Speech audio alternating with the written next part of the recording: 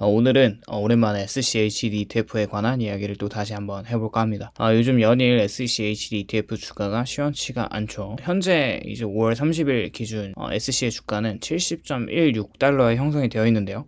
올해 23년 2월 22일에 78불이었던 그 가격이 5월 31일 기준으로 거의 70달러까지 내려와 있는 상황입니다. 올해만 거의 이제 10%가 하락을 하고 있고요. 이제 한 달 전에 영상을 올렸는데요. 저번에 이제 SCHD가 지속적으로 하락할 것 같지만 이제 하반기에는 적극적으로 매수를 해야 할 것 같다는 취지의 영상을 올린 적이 있는데요. 그 당시 영상을 보면 SCHD ETF가 급락하지 않은 이유를 생각해 봤을 때 상위 탑 10 기업들에 포진되어 있는 이 코카콜라나 에브비나 펩시코 그리고 시스코 시스템즈 같은 이런 이제 기업들이 굉장히 주가가 잘 버티고 있었기 때문에 SC의 주가가 엄청나게 하락하지는 않았었거든요. 그런데 작년 하반기부터 제조업 지표들이 좀 꺾이면서 올해 상반기가 지나면 하반기가 또 가면 갈수록 SCHD ETF의 주가가 점점 버티기가 쉽지 않을 거라고 이야기를 했었습니다. 아마 지속적으로 이런 뷰는 계속 이어질 전망이고요. 이제 5월 31일 기준 주요 지표들이 발생이 되었는데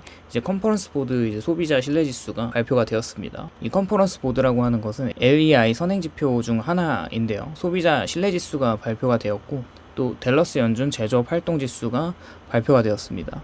우선 소비자 신뢰 지수는 경제활동에 대한 소비자의 신뢰 수준을 측정하는 지표입니다. 전체 경제활동에서 주요한 역할을 담당하는 소비자 지출을 예측하는 선행지수이고요.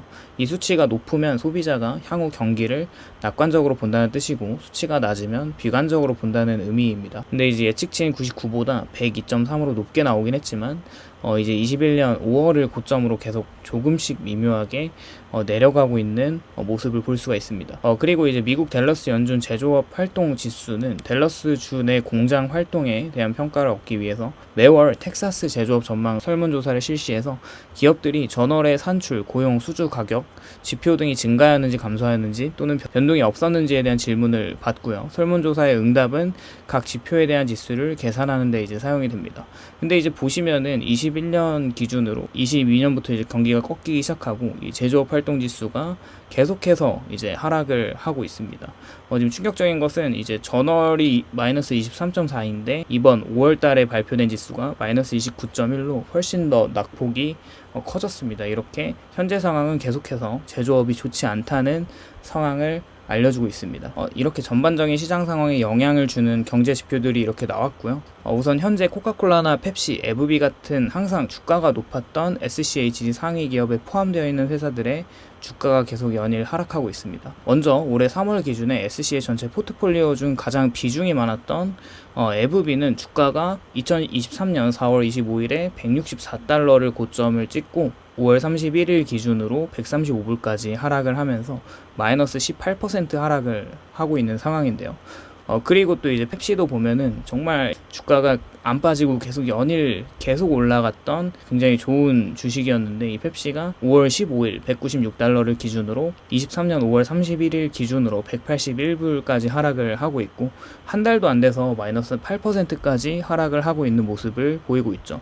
그리고 또 이제 비슷한 업계 코카콜라 일봉 차트를 보면 이제 4월 24일에 64불을 고점으로 이제 5월 31일 59.6달러까지 대략 9% 하락을 하고 있습니다. 이렇게 SC의 대장격인 코카콜라나 펩시가 하락하면서 SC도 빠지고 있지만 생각보다 이렇게 주가가 잘 버텨주고 있습니다. 이렇게 저번에 말했을 때 코카콜라나 펩시가 이제 빠지면 정말 SC는 뭐 60대불, 65불 막 전저점 밑으로도 깨고 내려갈 거라고 생각을 했는데 잘 버텨주고 있죠. 그 이유는 왜 그러냐면 바로 반도체가 현재 굉장히 강하기 때문입니다. SC의 지금 5월 30일 기준으로 탑 10 기업들, 탑 홀딩 10개의 기업들을 보면 이제 브로드컴이 1위로 치고 올라왔어요. 이제 5.34%로 원래 SCHD가 한 종목당 편성 비중이 4% 이상을 넘어가면 안 되는데 워낙 브로드컴이 엄청나게 올라서 이제 5.34%까지 올라갔다는 거죠. 최근에 그 이유를 살펴보면은 최근 AI 투자 열풍에서 엔비디아뿐만 아니라 반도체 수혜를 가져가는 이런 기업들이 포함이 되어 있는 게 브로드컴이라는 것이죠. 이번에 애플과 브로드컴이 또 이제 손을 잡고 5G 컴포넌트를 이제 제조한다고 합니다. 이미 애플과 브로드컴은 오랜 기간 파트너십을 유지하고 있었는데 이번에 이런 이런 새로운 계약들이 브로드컴에게는 초특급 호재였습니다. 그리고 이런 요인으로 인해서 한 달도 안 돼서 40% 상승을 하고 있고요. 5월 4일에 169불이었던 브로드컴이 이제 5월 31일 858불까지 올라가면서 이 무슨 잡주도 아니고 이제 대형주인데 대략 40%가 올라가면서 참 이제 시장이 요즘에 신기합니다. 이런 상황을 보면서 역시 개별 주식이 아닌 ETF에 투자한다는 레슨을 또 받게 됐고요. 그리고 또 상위 7위로 치고 올라온 텍사스 인스트루먼트가 4%를 좀 넘어갔어요. 이 기업도 이제 반도체 기업인데 보시면은 이제 20일 만에 10%가 올랐습니다. 이제 160불 저점에서 176불까지 이제 상승을 하는 모습인데요. 이렇게 반도체를 포함하고 있는 SC는 이 두 기업이 주가가 엄청 빠지지 않도록 이제 중심을 잡아주고 있는 것이죠.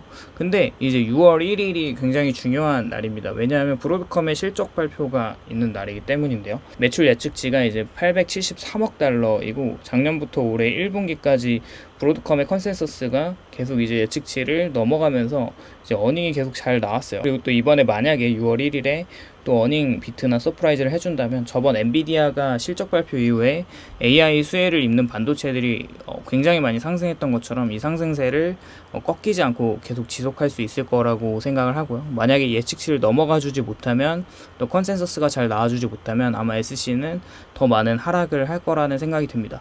개인적으로 SC가 더 많이 내려와 주길 바라는데 그렇다면 브로드컴의 실적이 잘 안 나와야 되겠죠. 근데 저는 잘 모르겠습니다. 하여간 요즘에 시장 상황을 예측하기가 워낙 힘들기 때문에 그래요. 자, 하여간 오늘도 영상을 시청해 주셔서 감사드리고요.